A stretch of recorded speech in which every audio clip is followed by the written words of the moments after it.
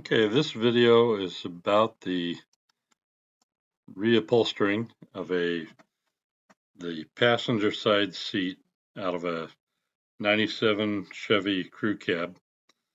It's a leather trim seat, and as you can see, it had a tear in the front there, and it's time to replace it. The piece I'm putting on is from a company called The Seat Shop that I found online, and this is going to be as complete a video as possible as to how this is done. I've watched their videos. They almost show everything. I thought I would just do one with maybe a little bit more in it. As you can see, there are hog rings holding this seat cover on. First thing I did here was to take the seat adjuster tracks off. Only 4 screws to remove to do that. I already took it out of the truck. There's only 4 bolts holding it down, and then on this one, it has a lumbar device on the seat, so you got to unplug that wire harness. And I sped this up just to save a lot of time of, slow stuff. But basically, kind of a methodical thing, go around it, disconnect everything. And I slowed down a little bit of it here. I first was trying to pry the hog rings apart, and I will say I've never done this before, so this was all new. And really, that proved to be more effort than it was worth. A good pair of wire cutters, you can just go through and cut the hog rings off. I did go back on stuff like this. When you cut the hog ring apart, be sure you get all the pieces of it, because you don't want that floating around in the cushions or falling into something. So as I take them out, I'm making sure that I have all my pieces. So the way I went about this, you see there were hog rings on one side of the seat. There's a piece you'll see here in a minute. It's kind of a plastic piece that clips over the edge of the seat, and that's the last part that you want to remove. They do recommend in their video wearing gloves, and yeah, it's kind of a good thing. I work with metal all the time, and you'll see here I went back to gloves when I was reaching in to pull this stuff apart. There are a lot of sharp things under there. I managed to do all this and not cut myself until I screwed the seat back into the truck and somehow cut one finger underneath there. That was a little bit of a problem. More the problem was cleaning up the bit of blood that got on the carpet. It's one of those things that you cut yourself and don't even know it. So here, where you're trying to get the seat over the foam, this I went back to no gloves, and again, carefully reaching in there. You're going under the foam. You don't really want to tear any of it, so you kind of got to compress it and help the seat cover get over the top of it. Once you get it going, it comes off pretty easy. Now, on this seat, as in a lot of them they show in the video, there are strips of Velcro in the seat. Here you see I need to move the seat, so I'm putting the handle back on so that I can bend the seat the way I need it to go. Give me some more room to work on it. I do that a lot in the video. I will take the handle off and on just because it makes it easier to move the seat around.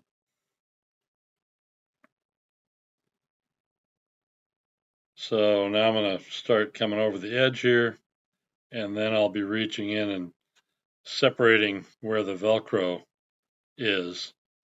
You can see the black stripes coming up. That's the loop part of the Velcro.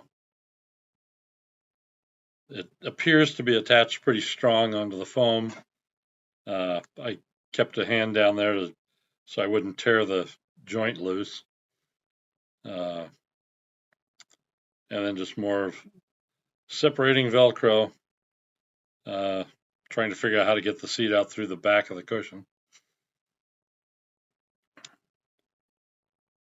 It has a hook and loop under there too that grabs onto things. But there it's out.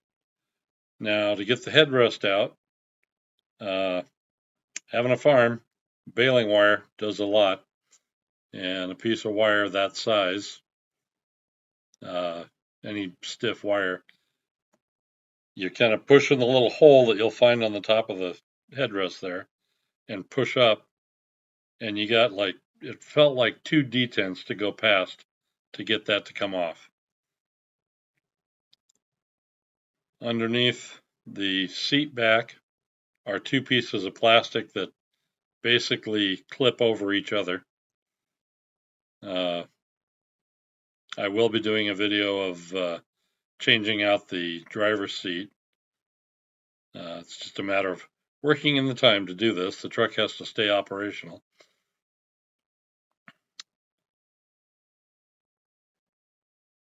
Which on here, trying to get the edge of this started, you've got some fairly large foam there, and it took a while to figure out how to get that around. Again, from watching the seat shop videos, I know I was going to come across another set of hog rings up under this seat on the back. So I will show that here in a minute. And basically, in one of their videos, I saw that they put it on inside out to put it on. So taking it off seems to work pretty good to turn it inside out as you take it off. Again, once you get past that first piece of cushion coming up the side, it goes much easier.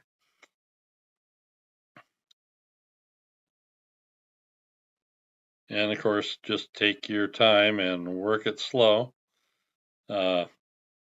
This entire operation of taking the seat off, the seat cover off, or I should say the upholstery, taking it off and going through and steaming the foam, which will be later in here, and putting it back on only took about 2.5 hours from start to finish. But I tried to reduce this down, so the video is a little over 21 minutes. Like I said, my point being showing you every step of how I did this. So that was the first set of hog rings taken off. And then and those hog rings are kind of buried into it's a bar in there that you're hooking around, and it's buried under the foam. And like I said, when you cut the hog rings, you might have to fish around in there to find the other half to get it out. That's what I'm doing right now, is removing the hog ring pieces. So now up here at the top, you'll find this little metal tube welded into the seat frame with a couple of, you just kind of pinch them together. They're plastic that hold those tops of the headrest mount in. And you see they just slide up and out they come. And they're keyed, so they will go back in one direction only. And yeah, just pull them out, save the parts, usual thing of all these jobs. And here, the only thing I would recommend, I went over to Walmart and picked up this. It's a handheld steamer. They show on their videos a floor mounted one that has a bigger chamber to draw water from. Uh, I might, I would almost recommend getting that style. This worked, but you have to stop and fill it. And if you end up turning the thing in the wrong direction, it won't siphon the water. So this worked. It was $30. It's also very hot. That's why I jumped out of there. Uh, I have, I think, in here a more enlarged image, but it was impressive to watch that it literally expands the foam and it stays expanded. Now what I'm doing here is attempting to put the new seat back on. I figured I would put it back together the way I took it apart. Uh, Initially, I had hooked some of the top to the Velcro, and when trying to get the top pushed on, it kind of undid itself. So I will say that if you line it up square to the top and start pushing it down over the top, kind of like what you see in here, it will come out in the right place. You may have to adjust it slightly. Those white pieces are your Velcro attachments. But once you get it flowing in the right direction, it goes on actually very easy. And the new seat back does not have the holes for the headrest to go in. And I think I've got that in there. It will come up later as to how I just went with kind of getting an idea of where they were and cutting them with a utility knife. I just made a little plus cut in the fabric and it worked just fine. So again, just trying to get this pushed down to get it started on. And as you'll see here shortly, once you get it moving, it goes right down. Had to stop a few times, do a little rearrangement. And as you come down to the hog ring areas, you want to give yourself enough material to work with. But then you've got to stop and attach those hog rings. Those I found a little interesting to put on. Uh, I had a few false starts where I put the hog ring in and closed it and didn't grab anything but foam. They send you new hog rings. They might the size they have work. I have hog rings that are bigger than that. A size in between might have been a little better. Uh, I found on some of these putting them in, I had to really get them to work. Once I got the hog ring pretty much where it needed to be, and it could just be the hog ring pliers I was using. I found it easier to go back with pliers and kind of close them the rest of the way, or a needle nose, or some other type of tool to get them just closed a little tighter.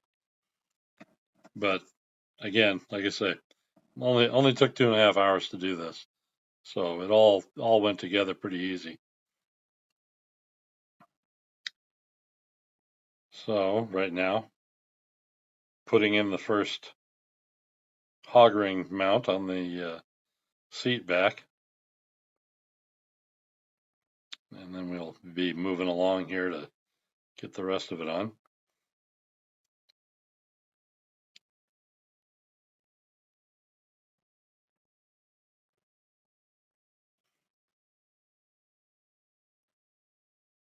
One of those things that, I happen to have a hog ring plier sitting around and never thought I'd use it for this.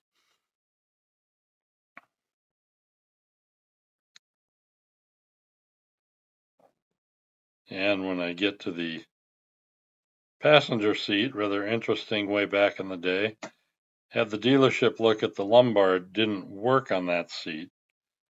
They were unable to fix it, so I'll have to see what that looks like. But they didn't even put the base back together. And without doing this, I never could understand how the thing went. And now I know how the seat locks together.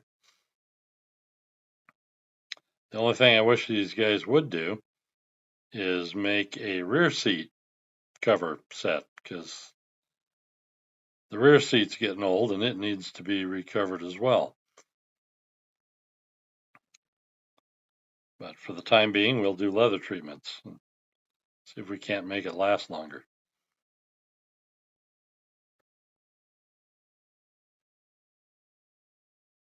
So there's that shoved in. And then this is the other piece, that the two that I said, it's two tracks that you got to snap into each other.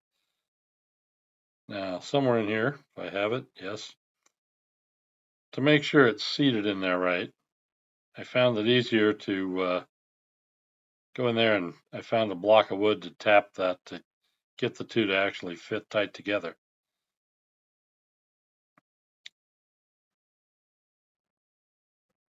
So there's the back end. Now, I have a feeling I messed up here in the video. Yes, I was going to show a little more of how I did this, and I forgot to turn the camera on. So what I'm doing here is kind of feeling in there where the holes are. And like I say, I went in with a knife here and cut a little X in there to allow me to put the headrest pieces back in. They have like I said, they've got a key on the front of them, and you just have to rotate them to meet that key, and they snap into place once they're in.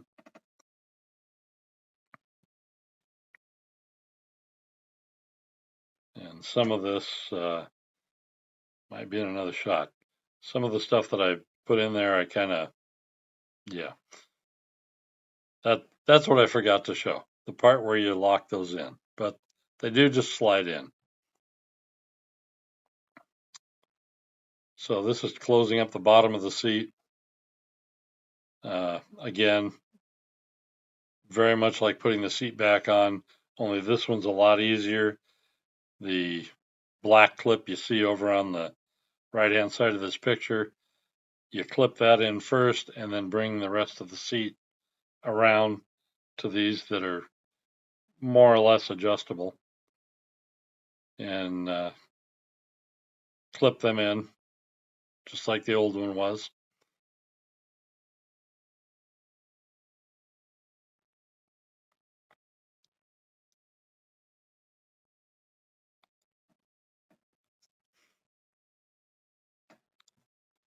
And up here, again, I'm just cutting an X where the seat adjuster came through, put it on.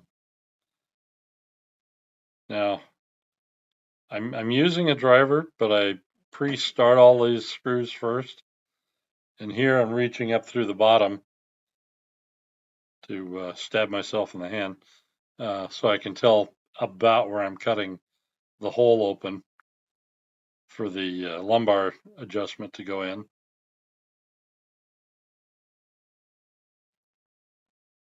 And I'm turning these very slow so I don't break anything.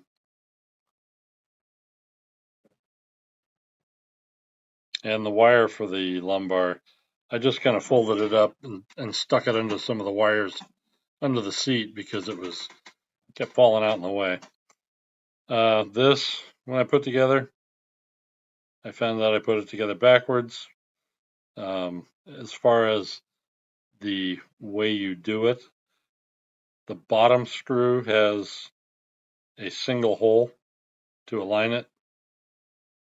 The upper one that's top of the picture has got an elongated slot in it for tolerance build, I'm sure is what they're doing. And trying to get these slides to cooperate with you when you're trying to do this. It